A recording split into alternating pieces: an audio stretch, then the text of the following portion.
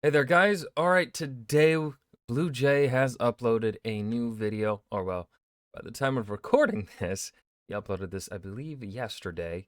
But by the time my reaction gets uploaded, it will be probably a couple weeks. Anyways, Wacky War Tactics in yet another nutshell. I love this series I love all of Blue Jay's videos. So let's not waste any more time. Let's just dive into, I think this looks like, I'm gonna guess this is Gallipoli. And those look like, I don't know. When I see a beach and I see khaki colored uniform, I'm just thinking, I don't know.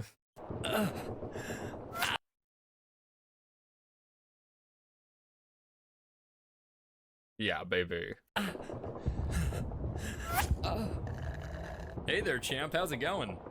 Not great. We're in an active war zone, if you couldn't tell. Why no accent? Come on, Blue Jay. Tell me about it. These Uber delivery fees are basically war crimes, and I would know. They are. Say, do you guys have Qdoba yet? Oh, I don't have time for this. I gotta get out of here before the Australians finish me off. What are you talking about? There's no one over there. What? Then who shot me? Oh, that would. Oh, is this the Turkish side? I was thinking this was like the New Zealanders or the Australians. Be a can of piss. What? It's late 1915. World War I is ramping up intensity, and Anzac forces are not feeling the whole great part of the Great War. 80,000 of them are cornered in Gallipoli, the Ottomans ready to finish them officially, and their only hope to survive was to evacuate expeditiously. But there was one glaring issue with the retreat. If the Ottomans were to notice, it was predicted they would send up to 30,000 men from the land down under to the land down 6 feet under. So they came up with a nifty plan to pull off this miracle evacuation.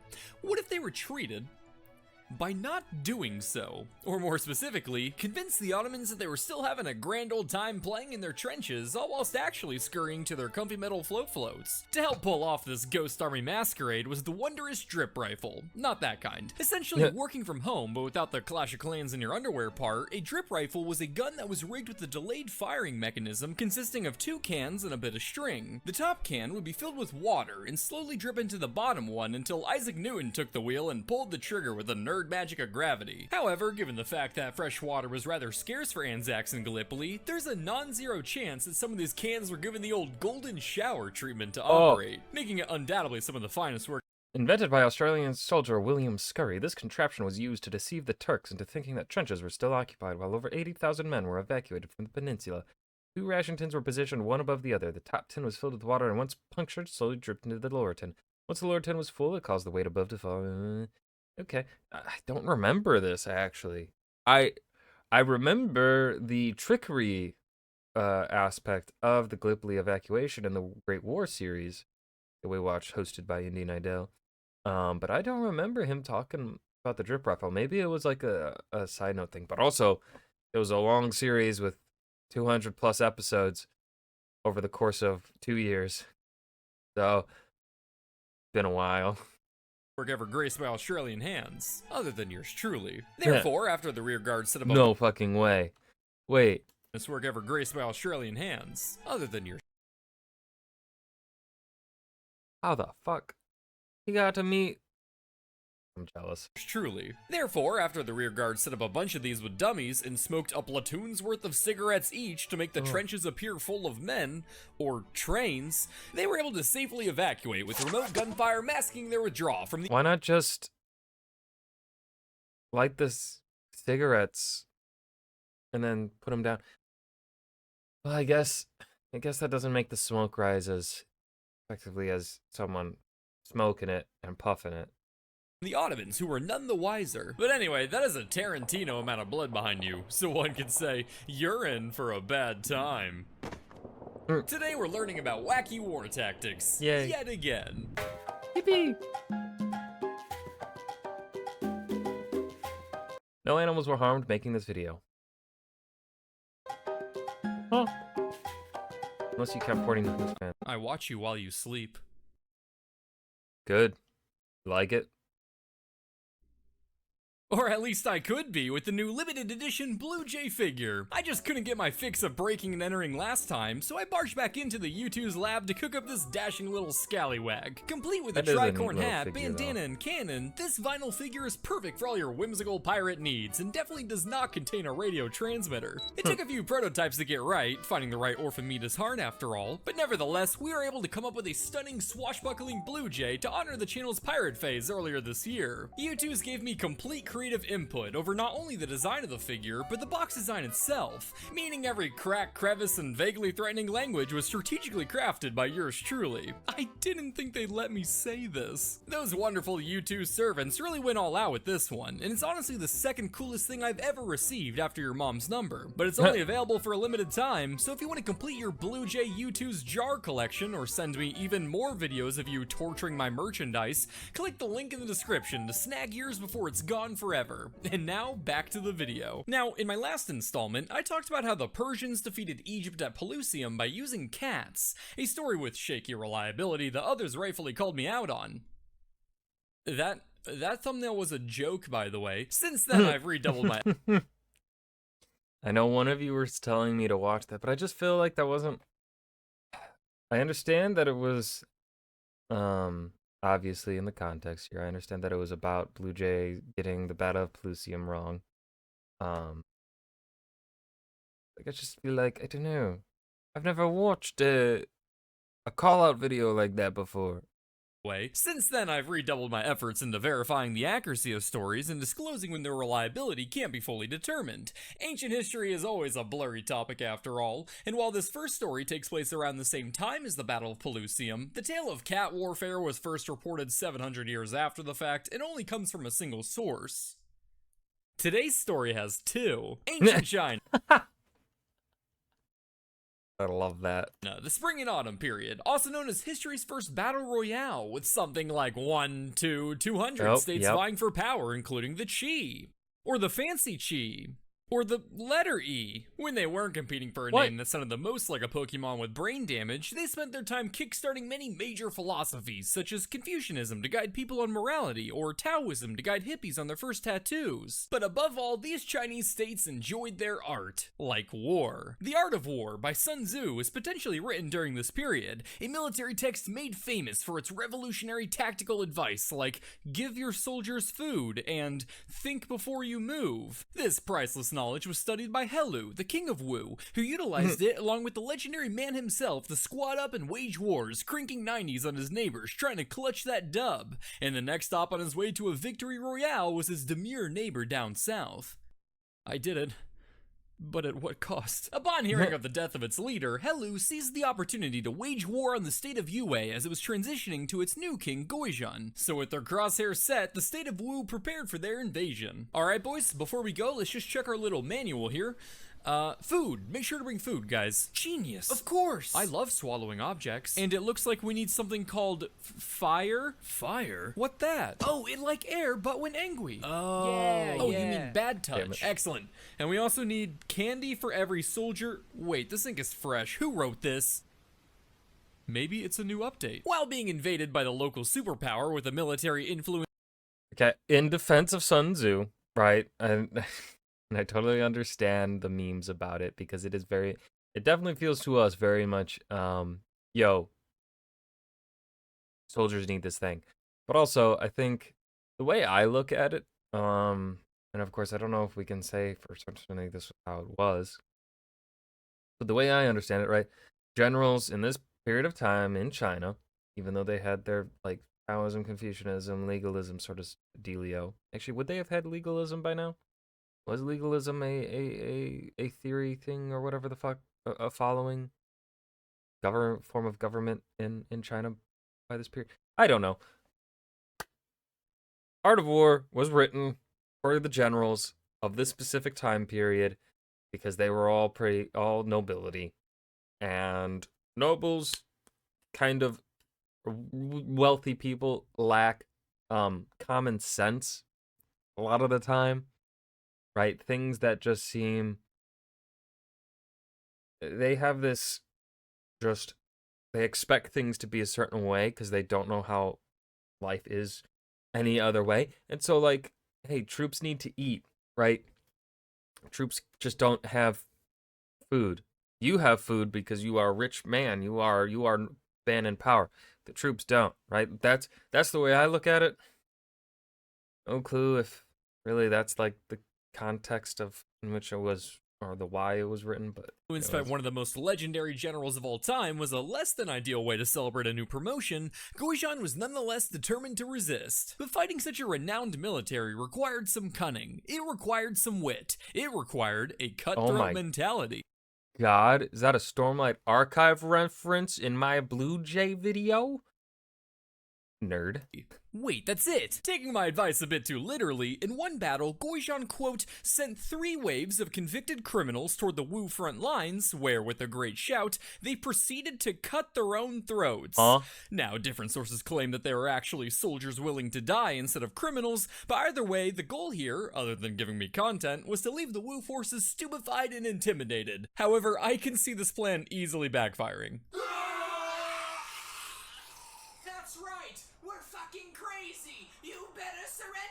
Holy shit, sir! I don't think I could fight them. This is insane. Hold on, Corporal. Just hold on.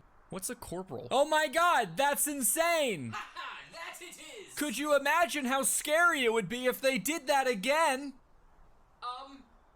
That's right. We're demented. B Squadron, show 'em! Oh, the humanity! What eldritch horrors awaits if these demons were to descend upon us? Horror indeed! I just might surrender if they did that yet again! Right! Squadron C, show these men before the eyes of our gods what we're capable of! Sweet heavens! My men are truly cowering in fear! As they should! Now, if they were to show us yet another time... But unfortunately for them, the art of war didn't cover what to do if the enemy soldiers fucking killed themselves. So when the UA forces launched a surprise attack from another direction, the stunned soldiers were promptly defeated. As with all ancient history, a certain amount of faith is required when learning about its stories. However, I'm more inclined to believe this tale, as its sources are often considered some of the most trustworthy in ancient history, and the tale is recounted by Sinology experts today. Cutting one's throat was a rather common way to commit suicide after all, and because death was viewed quite differently around this time, the soldiers may have believed their sacrifice would be rewarded in the afterlife. And if they had been criminals, some theorize their families may have been threatened to ensure their compliance. And you know, not like run over to the other side. I spent a lot of time tracking down, verifying, and independently translating various sources. Shout out to Kevin's dad. So if any YouTubers are looking to make some content, I hope they are satisfied with this disclosure. That was a joke, by the way. As for the defeated King Helu, he was— Honestly, the amount of times that you have to clarify it's a fucking joke to people on the internet is baffling. Baffling.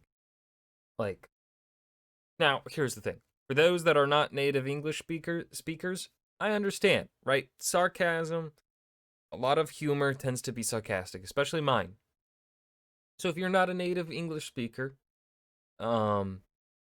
you not understanding sarcasm, that's fine. That's fine, right? Sarcasm, I feel like, is a hard thing to pick up on when it's spoken in a language that you are not familiar with or was not your first spoken language. For my fellow English speakers and Americans, some of you are just fucking stupid. And that isn't sarcasm. Even though I am laughing and saying it sarcastically, I do genuinely mean it. Mortally wounded in the Battle of the Deep Throat. Cuts. But lived long enough to tell his son and soon-to-be king to never forget about Yue. And so, holding his dying father's hand, his son made a vow. He was never gonna give Yue up, never gonna let Yue down. Jumping forward 100. Goddamn blue bird. You rickrolling me here in year of our Lord 2024? I will get my revenge. I don't know how. I don't know when. But I will. Years, we have the Persian Empire at the top of their game. They've been balling around the peasants of the Fertile Crescent and are now the largest empire by any assessment. With the recovery of Egypt, an economy full of riches, the future was looking bright for little old Persia's business. You know, so long as a Greek boy with a city naming habit doesn't come along. It's 334 BC, and the Persian Empire is being invaded by a man so legendary, so monumental, that his world-altering conquest and exploits would forever land him with the name Alexander the Great. Never heard of That him. is, unless you subscribe to my theory. Yeah, I don't know, he's weirdly close with that cavalry commander. Probably not the only saddle he's riding. Call me crazy, but I just don't think Alexander is straight. What was that? Duh, I was just saying that Alexander is great. What's going on over here, babe? Alex. Ah, Hephaestion. Finished getting that city named after me? Which one? Alexandria, or Alexandria? Alexandria. Oh, yes, paperwork's been submitted. Excellent. Oh, hey, Alexander the Great. Make sure to write that one down. A few years in, and Alexander's been slapping around Darius pretty good. And after taking over modern-day Turkey, it was time to plan their next move. Alright, that was a great victory. Now for diplomacy. Go further east, that's a fantastic idea. No, sir, should we not engage the Are we not going to talk about the man right there continuing to stab the already dead person? I mean, you guys can't see the body, but there's a body right there, and he keeps stabbing it. There's blood. Persians and negotiations so as to not overextend ourselves and risk hemorrhaging our forces against the largest empire known to man? Oh, my sweet Clythius. No. Alexander was determined to push further east, conquering the whole of Persia. But first, he knew he had to secure his supply lines from the danger of the Persian navy, making him the second military mastermind in history to uncover the divine wisdom, soldier need food. And to achieve this security and control the Mediterranean, the city of Tyre needed to fall. There was just one small problem with that, though. Alright, Tyre should be right around here. Oh. Looks like it's an island, sir. But what if it wasn't? What? Without a strong enough navy of his own, Alexander decided that peninsulas were in fashion and ordered his men to throw fuckloads of rocks in the water to build a land bridge all the way to the fortified island of Tyre. However, this would be no easy project. The island was supported by a navy, surrounded by lofty walls, and was a whole kilometer off the coast. But impregnable wasn't a word Alexander liked hearing. This will be a monumental task, not to mention the city is near impregnable. Hey, I have no problem impregnating. I'm the king of Macedonia after all. Right. So anyway, if we want this to work, we're gonna have to figure out how to get it up. Who told you that? That was one time, Clythius. Is Mary running that bitch mouth again? No, sir, I'm sorry. Please, don't be too hard on me. I have no problem getting hard. Call him Alexander Deflate. What was that? Duh, I said you're Alexander the Great. You have a magnificent cock, sir. Now, checking.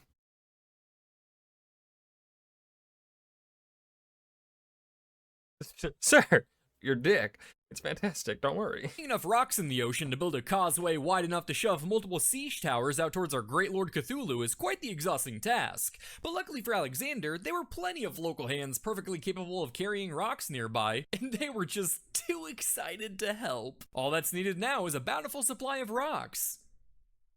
Well, these aren't being used. No. The Tyrians saw them toiling away, planting rocks and sticks in the water, and decided to help out by supplying some of their own. And while I'm sure the gesture was appreciated, their aid had the unfortunate side effect of spray painting the bridge red. Alexander, not vibing with this design direction, built a palisade to protect the workers, along with 2 siege towers at the end of the bridge. However, the Tyrians, much like George Bush, were determined to destroy the 2 towers, so they stuffed a few ships with incendiary materials.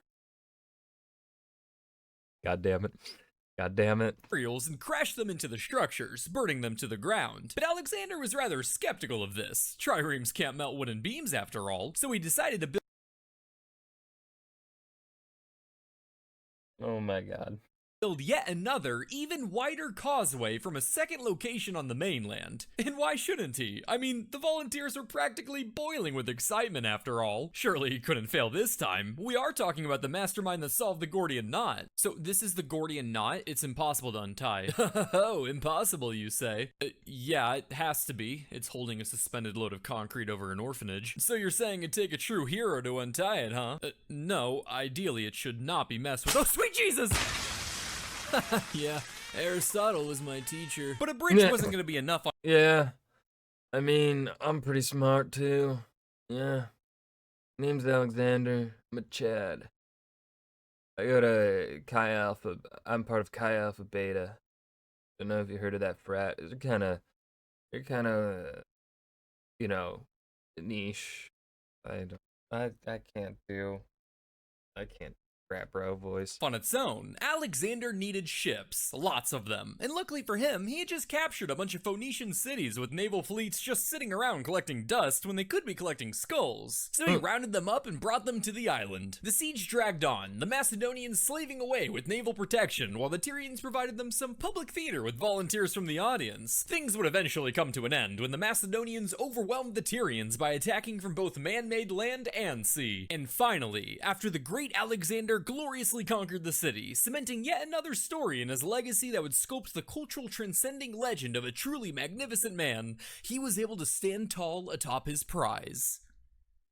And sell the women and children to slavery, crucifying 2,000 of the few surviving men. As they say, another epic victory for the OG. Who says that? It'll catch on, you'll see. Well, you won't see. You'll be very dead.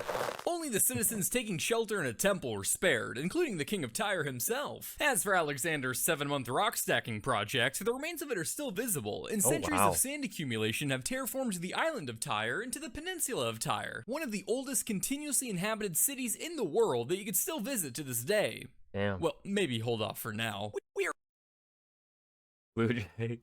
Blue Jay, goddamn. Yeah. God damn. I